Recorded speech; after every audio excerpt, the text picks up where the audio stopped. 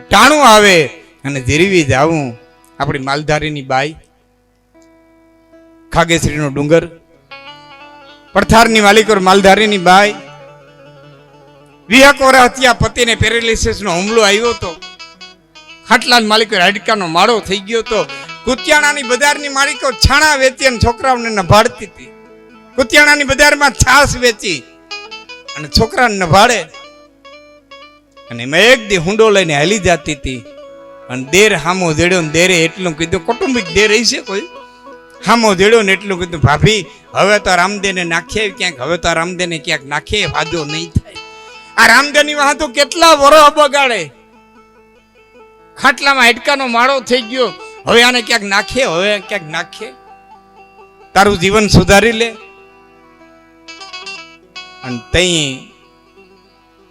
હાડલાના છેડાથી પોતાના દાંતને દબાવીને બાઈ એટલું બોલી હતી, દેર તો હું કેવા માંગે ને સારી રીતે સમજુ છું. ત્યારે આખરી માલિકો હરપોલિયા રમે હે ને એ હું સારી રીતે જોઈ શકું.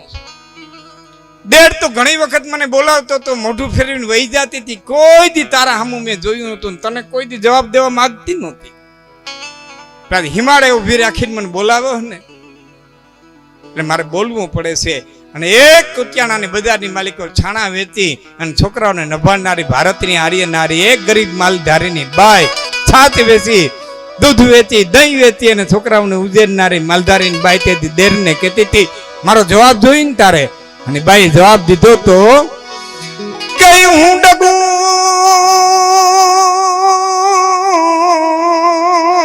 તો હામો ડુંગર ડગે,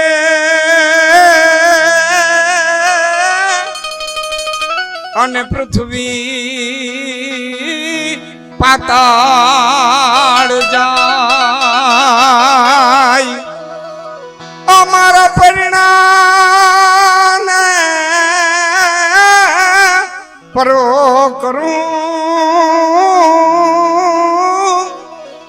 તો ડાડો હુરજ ઝાંખો થાય.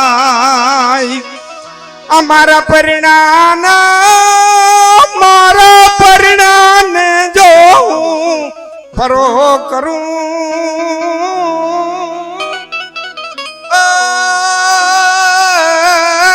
ડાડો હુરજ ઝાંખો થાય. દેર હું ડગું તો હામો ડુંગર ડગે. મારામાં જેથી રતિવાર ફેર પડે ને તેથી ખાગેશ્રીનો ડુંગર ભાંગીને ભૂકો થઈ જાય, પૃથ્વી પાતાળ જાય.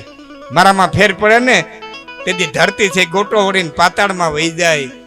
મારા પરિણામે પરો કરું. આ અવસ્થાની માલિગોર એને તો હું ક્યાંક નાખ્યાવાનો વિચાર કરું ને, ખાલી વિચાર કરું ને તો સૂર્યનારાયણ આકાશની માલિકો વાદળામાં મોઢું હંપતાડી દે. દેર સૂરજ ઝાંખો થાય, કાલથી સૂરજ ઉગવાનું ઝાંખેપ કરી નાખે. એટલું જ નહીં પણ દાંત ભાયરા દાંતણે મારી રેખું રામદે. ઝેર તને ખબર નથી, દાંત ભાયરા દાંતણે મારી રેખું રામદે. મારા દાંત કેવા છે દુનિયામાં કોઈને ખબર નથી. એક દાંતણને ખબર છે કે મારા દાંત કેવા છે, અને મારા પેઢાની રેખાઈઓ કેવી છે ને મારા ધણી રામદેવને ખબર છે. બાકી કોઈને ખબર નથી મારી રેખાઈઓ કેવી છે. આ તાકાત, આ ઉર્જા, આ આપણી માલધારીની બાઈની તાકાત. ચિત્ત મેં ધ્યાન દે. હે ભગવતી, હું ડગલું ભરું ને તો મારા ભેરીઓ, મારું અખંડ ધ્યાન તારા મારીએ, મારું ધ્યાન બીજે ક્યાંય ન જાય. ચિત્ત મેં ધ્યાન દે, અભય વરદાન દે. શંભુ રાની દુઃખ કો દૂર કર, સુખ ભરપૂર કર, આશા સંપૂર્ણ કર, દાસ જાણી. પછી કીધું કે સજન સો હિત દે અને મારા કુટુંબ સો પ્રીત દે. હે મા ભગવતી, મારા આખા કુટુંબની માલિકો સંપ્રિય, મારું આખું કુટુંબ શાંતિથી રહે, મારું આખું કુટુંબ ભેડું રહે. હા, એક ભાઈ રામાયણ વાંચતા હતા, ગઢવી મહેમાન થઈને ગયા હતા. એટલે ગઢવીને કીધું, ગઢવી મને રામાયણ વાંચવાનું નિયમ છે. કા બાપા વાંચો ને, હું સાંભળું. બેઠા બેઠા રામાયણ વાંચતા હતા. એ વિરામ આવ્યો એટલે ગઢવીએ કીધું કે તમે દરરોજ એકલા જ રામાયણ વાંચો, કોઈ સાંભળવા નથી આવતા? કે ના, કોઈ નથી આવતા. કે તમારે ભાઈ બાજુ મારી એ નથી આવતા? કે અમારે ભાઈઓને ભળતું નથી. ગઢવી ત્યાં બંધ કરી દે ને, રામાયણ વાંચવીને ભાઈઓને ભળતું નહોતા, હું કરવા વાંચસ? હા, આમાં પ્રેમ તો ભરતનો રામનો બતાવ્યો છે. તો કુટુંબ સો પ્રીત દે. ધન ભલે થોડું હોય, પૈસો ભલે થોડો હોય, પણ સપ છે ને તો એના દેવી એ કોઈ મજા નથી.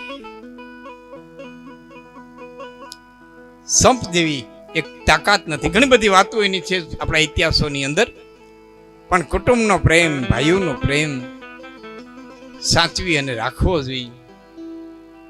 ધોબી કપડા ધોતો તો અને બરોબર આમ કપડું પછાડ્યું છીપરી માથે, એ કપડું પછાડ્યું, એ કપડામાં હો હતી, એ હળલાટ કરી અને નીકળી ગઈ, હામીની છીપરી માથે પડી.